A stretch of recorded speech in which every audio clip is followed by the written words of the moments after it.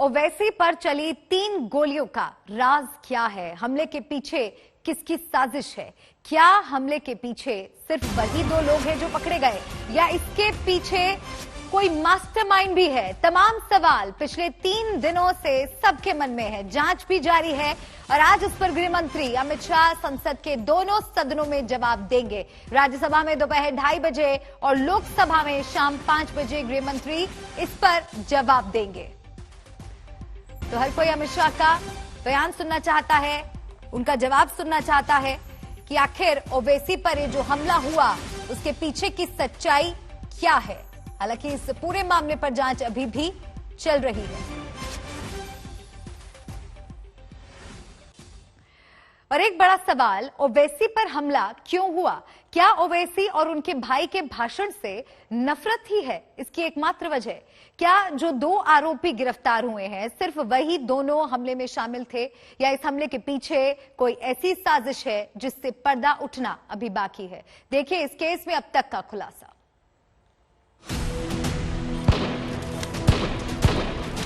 आखिर ये कौन लोग हैं जो गोली पर भरोसा करते हैं, बैलेट पर नहीं करते? गोलियां चलाने वाले वही लोग हैं जिन्होंने महात्मा गांधी को कत्ल किया। मैं जेड कैटेगरी सिक्योरिटी नहीं चाहिए मुझे। मैं आजाद जिंदगी गुजारना चाहता हूं। मैं घुटन के साथ जिंदा नहीं रह सकता इस दुनिया में। गोलियां यूपी के छिजारसी टोल प्लाजे पर चली और उसकी गूंज संसद तक पहुंच गई। सब सेकुलर पार्टी के लोगों ने कहा कि ओवैसी तुम क्यों बोले, तुम क्यों बोले? मैंने कहा नहीं, देश का प्रधानमंत्री मेरा है, सिक्योरिटी ब्रीच हुई तो एक्शन लेना चाहिए। मगर 4 मर्तबा के एमपी पर कोई 6 फीट के फासले से 4-4 गोली चलाता है। मुझे मौत है, हम सबकी मौत है, मगर मैं इन गोली चलाने वालों से डर कर खामोश नहीं बैठने वाला हूं। और मैं दुआ करता हूं कि उत्तर प्रदेश में पुरअमन पोलिंग होगी इंशाअल्लाह। उत्तर प्रदेश की जनता गोली चलाने वालों का जवाब बैलेट से देगी। छिजारसी से निकली गोलियों की धाएं धाएं से यूपी की सियासत साए साए करने लगी। ये साजिश ये है कि एक लीडर की सिक्योरिटी होनी चाहिए और आखिरकार गुंडे बदमाश या इस तरह के लोग जो किसी पे भी हमला कर सकते हैं वो अभी भी खुलेआम घूम रहे हैं। तो 4.5 साल आखिरकार सरकार क्या कर रही थी? और ये सरकार दावा करती है कानून व्यवस्था सबसे अच्छी है। तो कानून व्यवस्था अगर सबसे अच्छी है तो कोई राह चलते टोल पे खड़ा है उसको गोली मार रहा है, क्या कानून व्यवस्था है ये सबसे बड़ा लॉ एंड ऑर्डर का सवाल है। आखिर इस हमले की कहानी क्या इतनी ही है जितना हमले के आरोपी ने सुनाई है, या इसके पीछे हैं और भी किरदार जिनका खुलासा होना बाकी है? इन सवालों के जवाब तो बाद में मिलेंगे, लेकिन अभी आपको बताते हैं कि ओवैसी पर हमले की जांच में अब तक क्या सामने आया है। ये ओवैसी पर हमले का सीसीटीवी वीडियो है। देखिए, जब मेरठ से अपने उम्मीदवार का प्रचार कर ओवैसी नोएडा आ रहे थे तब लाल हुडी और सफेद शर्ट वाले 2 शख्स ने उन पर हमला किया। सीसीटीवी फुटेज में सफेद शर्ट वाला ओवैसी की कार पर गोली चलाता दिख रहा है। गोलीबारी से बचने के लिए कार वापस मुड़ी और लाल हुडी वाले को टक्कर मारती हुई निकली। इस पर सफेद शर्ट वाले ने ओवैसी के काफिले की गाड़ियों पर फिर से गोली चलाई।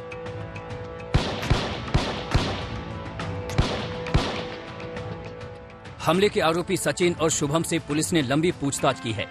आज तक के पास पुलिस में दर्ज बयान की एक्सक्लूसिव कॉपी है जिसमें सचिन और शुभम का कबूलनामा है जिनका मकसद ओवैसी की जान लेना था। हमले के आरोपी सचिन के मुताबिक गोलियां कार की निचली तरफ से चलाई गई क्योंकि ओवैसी ने मुझे गोली चलाते हुए देखकर खुद को छिपाने की कोशिश की, नहीं तो मैं उसे मार डालता। आपने ओवैसी की गाड़ी में गोलियों के निशान देखे होंगे। गोलियां कार के निचले हिस्से में चलाई गई जिसे लेकर कई बयान सामने आए। सचिन ने पूछताछ में उसकी वजह भी बताई। मेरी पिस्टल की मैगजीन में 5 गोली भरी थी। मैंने जैसे ही पहली गोली चलाई ओवैसी ने देख लिया और जान बचाने के लिए कार के नीचे बैठ गए। तब मैंने गाड़ी के नीचे की ओर गोली चलाई। मुझे उम्मीद थी कि ओवैसी मर गए होंगे। आज तक को मिली जानकारी के मुताबिक फोरेंसिक टीम ने ओवैसी की गाड़ी से 3 बुलेट बरामद की है। हालांकि दोनों ने साफ किया कि उनका किसी भी राजनीतिक पार्टी से संबंध नहीं है, न ही इस हमले का कोई मास्टरमाइंड है। दोनों दोस्तों ने मिलकर प्लान बनाया जिसकी वजह उन्होंने ओवैसी और उसके भाई के भड़काऊ भाषण को बताया। ये शहादत का जज्बा अगर सीनों में आ जाएगा तो खुदा की कसम, ये कोई गौ रक्षक, ये कोई बजरंग दली, कोई भी आरएसएस वाले, कोई भी हमारा बाल भी विंगा नहीं करता।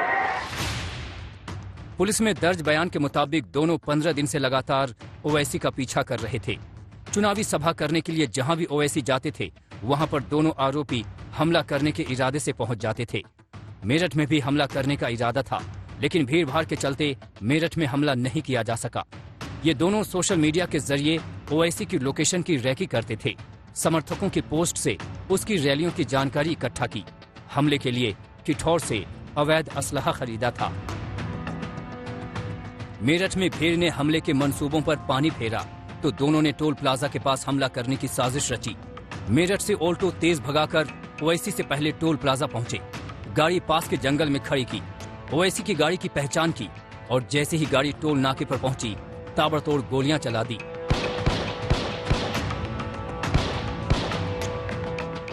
2018 में शुभम और सचिन की मुलाकात हुई और कट्टरवादी विचारधारा के चलते दोनों की दोस्ती हो गई, जिसके बाद ओवैसी पर हमले का प्लान भी 2018 से बनाना शुरू कर दिया। बहरहाल आरोपियों के बयान के आधार पर पुलिस मामले की जांच कर रही है। मामले में बाकी पहलुओं को भी देखा जा रहा है। आरोपियों के परिजनों से सवाल जवाब किए जा रहे हैं। उनकी कॉल डिटेल, लोकेशन और सोशल मीडिया अकाउंट के आधार पर बयानों को क्रॉस चेक किया जा रहा है। तंसीम हैदर और अरविंद ओझा के साथ हिमांशु मिश्रा, दिल्ली आज तक। यूपी में 10 फरवरी को पहले दौर का मतदान है। ऐसे में सवाल उठ रहे हैं कि यूपी की चुनावी लड़ाई के पहले चरण की वोटिंग से एन पहले ओवैसी के काफिले पर फायरिंग का क्या असर होगा? क्या ये संयोग है या फिर ये किसी की तरफ से पश्चिमी यूपी के सियासी गणित को प्रभावित करने वाला सोचा समझा गया प्रयोग है? मैंने करीब से 6 फीट से गोलियां देखी। ना हम मोदी से डरेंगे, ना योगी से डरेंगे। मैं मौत से नहीं डरने वाला हूं। हम नहीं मिटने वाले। हमसे जमाना नहीं तो जमाना नहीं याद रखो। हमको मिटाएंगे।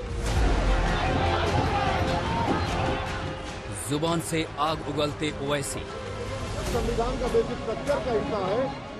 चुन चुन कर विरोधियों पर हमला बोलते ओवैसी, जो रायपुर में खड़े होकर कहती है कि इंसानियत को बचाना है तो मुसलमानों को खत्म कर दो। याद रखो, हमको खत्म करने वालों, हम रसूलुल्लाह सल्लल्लाहु अलैहि वसल्लम की उम्मत है। मेरी उम्मत की अजमत तुझसे बढ़कर है। हम नहीं मिटने वाले। हमसे जमाना नहीं तो जमाना नहीं, याद रखो। हमको मिटाएंगे। ओवैसी देश की सियासत की एक ऐसी शख्सियत हैं जिनके निशाने पर सत्ताधारी बीजेपी भी है और विपक्षी नेता भी। ना हम मोदी से डरेंगे, ना योगी से डरेंगे। इंशाअल्लाह ना हम अखिलेश के इन दिल फरेब बातों में आएंगे जो उनके वालिद मोहतरम भी दोहराते थे।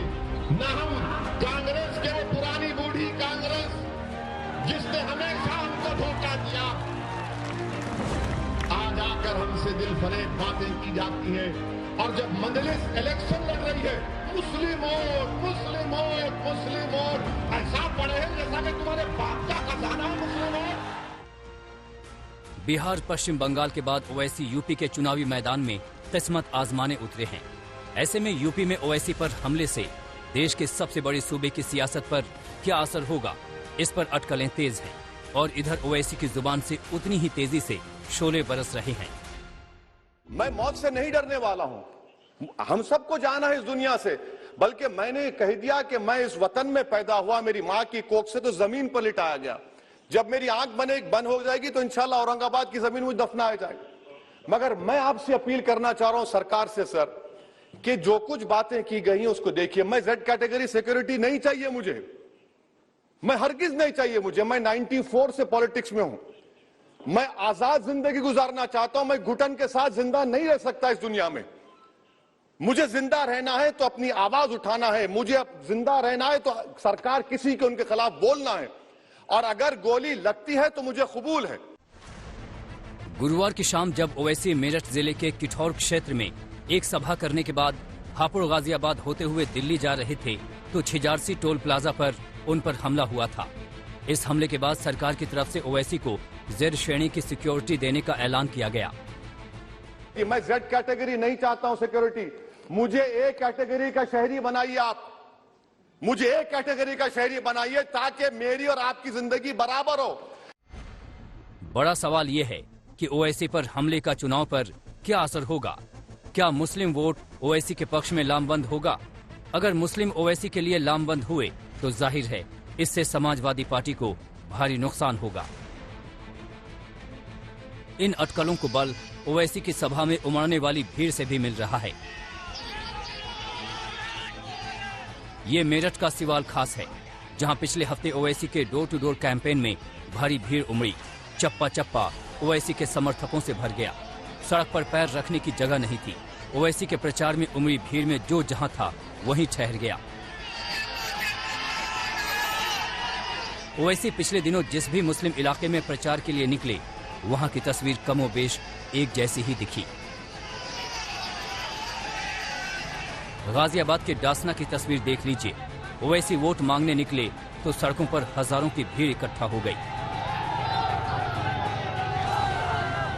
यानी ये भीड़ अगर वोट में बदल गई तो यूपी चुनाव की तस्वीर बदल सकती है। इन्हीं वोटों के बल पर ओवैसी ताल ठोंक कर यूपी के चुनाव मैदान में हैं। ओवैसी ने इस बार 100 सीटों पर लड़ने का ऐलान किया है, जिसमें अभी तक वो 66 उम्मीदवार मैदान में उतार चुके हैं, जिनमें 55 मुसलमान और 11 हिंदू शामिल हैं।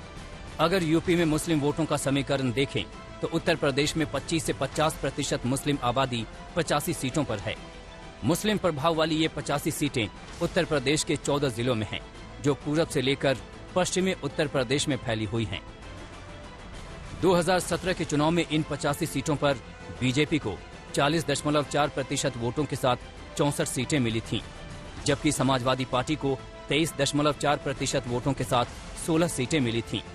2017 के आंकड़े बता रहे हैं कि इन 85 सीटों पर जहां 40% से अधिक मुस्लिम आबादी थी, वहां समाजवादी पार्टी का प्रदर्शन बेहतर था।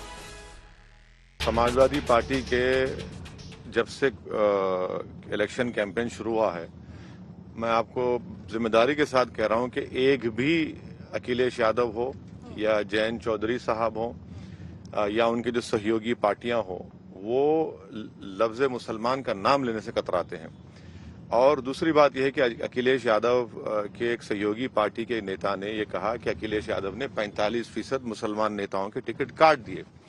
जब मीडिया ने पूछा कि क्यों, तो उसने कहा कि मुसलमानों में एक नशा है। तो बताने ये चाह रहे हैं कि हिंदुत्व के ज्यादा वफादार कौन है, कौन बीजेपी से बड़ा उस आइडियोलॉजी पर अमल करेगा। तो ये हो रहा है। अब की बार अधिकतर सीटों पर मुस्लिम वोट अखिलेश यादव को मिलता दिख रहा है, लेकिन ओवैसी के लिए उमड़ी ये भीड़ ये भी वोट में तब्दील हो गई तो अखिलेश का खेल बिगड़ सकता है। यही वजह है कि इस हमले के पीछे समाजवादी पार्टी को मिली भगत दिख रही है। हमला किसी पर भी हो वो दुखद है, लेकिन अगर हमला सोची समझी रणनीति से हो। हमला करने वाले कौन हैं? भारतीय जनता पार्टी के गुंडे हैं। उनकी तस्वीरें किनके साथ हैं? उप मुख्यमंत्री के साथ हैं, केंद्रीय मंत्रियों के साथ हैं। तो ये बीजेपी सरकार ने हमला कराया है जानबूझ करके कि पश्चिमी उत्तर प्रदेश में ध्रुवीकरण हो जाए। इसकी जांच होनी चाहिए। जांच तो पुलिस करेगी, बाद में निकलेगा, लेकिन जनता ने जांच कर ली है कि ये मिली भगत ए टीम बी टीम का साझा समझौते की फायरिंग है। समाजवादी पार्टी के डर के पीछे बिहार का उदाहरण सामने है। बिहार में ओवैसी भले ही 5 सीट जीतने में कामयाब हुए थे, लेकिन उन्होंने आरजेडी नेता तेजस्वी यादव का समीकरण बिगाड़ दिया था। इसलिए ओवैसी पर हमले के बाद उनके प्रति अगर जरा भी सहानुभूति मुसलमानों में पनपी तो इसका सीधा नुकसान अखिलेश के गठबंधन को हो सकता है। आज तक असदुद्दीन ओवैसी पर हुआ ये हमला अब उनकी सिक्योरिटी से आगे बढ़कर एक चुनावी मुद्दा भी बनता दिख रहा है, जिस पर जवाब देंगे गृह मंत्री अमित शाह आज दोनों सदनों में। सभी की निगाहें इस पर होंगी।